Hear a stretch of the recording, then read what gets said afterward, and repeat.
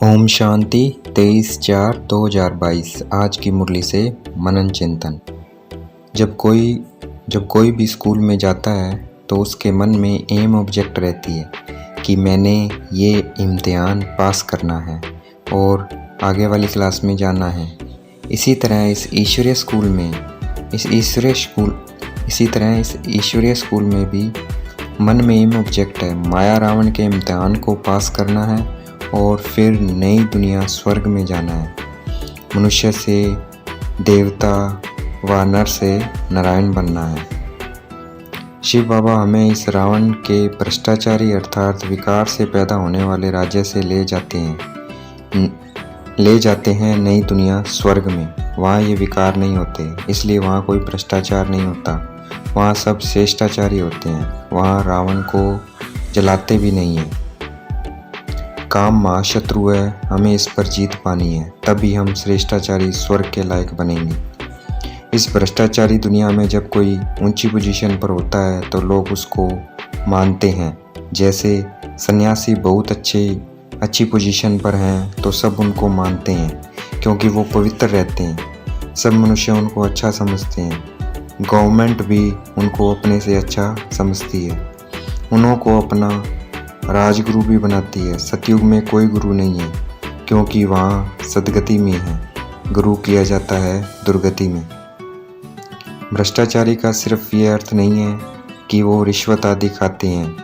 अभी सभी मनुष्य भ्रष्टाचारी है क्योंकि सब विकार से पैदा हुए हैं। हम ब्राह्मण बच्चों के शरीर भी विकार से पैदा हुए हैं, परंतु हम अभी अपने को शरीर नहीं आत्मा समझते हैं। इसलिए हम परमपिता परमात्मा की मुख्य वंशावली संतान हैं। परमपिता परमात्मा ने हम आत्माओं को अपना बनाया है, शरीर को अपना नहीं बनाया है। यह बहुत गहरी बातें हैं, सिर्फ हम बच्चे ही समझ सकते हैं। सबसे उत्तम जन्म ये ब्राह्मण जन्म है क्योंकि इस समय हम परमपिता परमात्मा के मुख्य वंशावली बच्चे हैं। अपने को आत्मा समझ परमात्मा को याद करते हैं। शिव बाबा को याद करेंगे तभी विक्रम विनाश होंगे। अगर शिव बाबा को याद नहीं करेंगे तो भ्रष्टाचारी बन जाएंगे और भूलने के कारण नशा और खुशी भी नहीं रहेगी। अगर हम बाबा को याद करने की आदत डाल लेंगे तो देही अभिमानी बन जाएंगे। अगर हमारी चलन आसुरी होगी तो गला घुट जाएगा। चलन से ही समझा जाता है कि याद नहीं करते हैं, इसलिए धारणा भी नहीं होती। हमें ये नहीं समझना है कि अगर हम भोग खा लेंगे तो हमारा बुद्धि योग बाबा से लग जाएगा। उसके लिए हमें खुद मेहनत करनी है। श्रेष्ठाचारी हम याद से बनेंगे, उसके लिए सबसे पहले पवित्र बनना है। गंगा स्नान करने से शरीर शुद्ध होता है, आत्मा शुद्ध नहीं होती है। आत्मा को शुद्ध बनाने के लिए योग का बल चाहिए।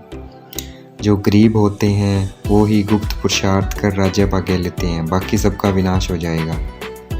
ये ज्ञान हमें शिव बाबा के भक्तों और देवताओं के भक्तों को सुनाना है। इस ज्ञान में मुख्य बात पवित्रता की है। पवित्रता में ताकत है, तभी तो अपवित्र मनुष्य उनको अपना गुरु बनाए माथा टेकते हैं। परमात्मा तो हमेशा पवित्र है। परमात्मा और देवताओं की महिमा अलग अलग है। परमात्मा के लिए नहीं कहेंगे संपूर्ण निर्विकारी। देवी देवता ही संपूर्ण निर्विकारी से विकारी बनते हैं। ये बात बुद्धि में धारण कर औरों को समझानी है। यादव और कौरव यथा राजा रानी तथा प्रजा सबका विनाश हो जाएगा, बाकी जय जयकार पांडव सेना की होगी। ये सब गुप्त है। भारत नीचे इसलिए गिरता है, एक तो भारतवासी ईश्वर को सर्वव्यापी समझ बैठे हैं और दूसरा अपने को ईश्वर मान बैठे हैं। शिव बाबा हमें वापस ले जाने के लिए आए हैं। ये क़यामत का समय है, हमें हिसाब किताब चुकतू कर अब वापस घर जाना है। इसलिए हमें अब किसी के साथ भी क्रोध या लड़ाई झगड़ा कर नया हिसाब किताब नहीं बनाना है। ऐसे संकल्प अपने से करने हैं कि शिव बाबा हमें पवित्र बनाने आए हैं। मैं अपने अंदर दैवी गुण भर रहा हूँ, मैं देवता बन रहा हूँ। हम ब्राह्मणों को आपस में ज्ञान की ही चिट चैट करनी है, चर्चा करनी है। हम शिव बाबा के पास आए हैं कांटों से फूल अथवा मनुष्य से देवता बनने, शिव बाबा से स्वर्ग का वर्षा लेने, ऐसी ऐसी बातें एक दूसरे से करनी है। हमें ऐसी आदत नहीं डालनी है कि एक तरफ हम अमृत पीते रहें और दूसरा बाहर जाकर गंद भी करते रहें, अर्थात श्रीमत का उल्लंघन करते रहें। इसको डिससर्विस कहा जाता है। अभी हम जो राजयोग का अभ्यास करते हैं उसका एक्यूरेट यादगार दिलवाड़ा मंदिर है। ये सब बातें बुद्धि में तब बैठेगी जब बुद्धि साफ होगी। लोग हमारी चलन को देखकर कहें इनको भगवान पढ़ाता है, तब कहेंगे शिव बाबा की सर्विस हुई। आज की मुरली का वरदान, प्योरिटी की रॉयल्टी द्वारा ब्राह्मण जीवन की विशेषता को प्रत्यक्ष करने वाले संपूर्ण पवित्र भव। आज की मुरली का स्लोगन, होली अंश वह है जो व्यर्थ को समर्थ में परिवर्तन कर दे। अच्छा, ओम शांति। शुक्रिया मीठे बाबा, शुक्रिया।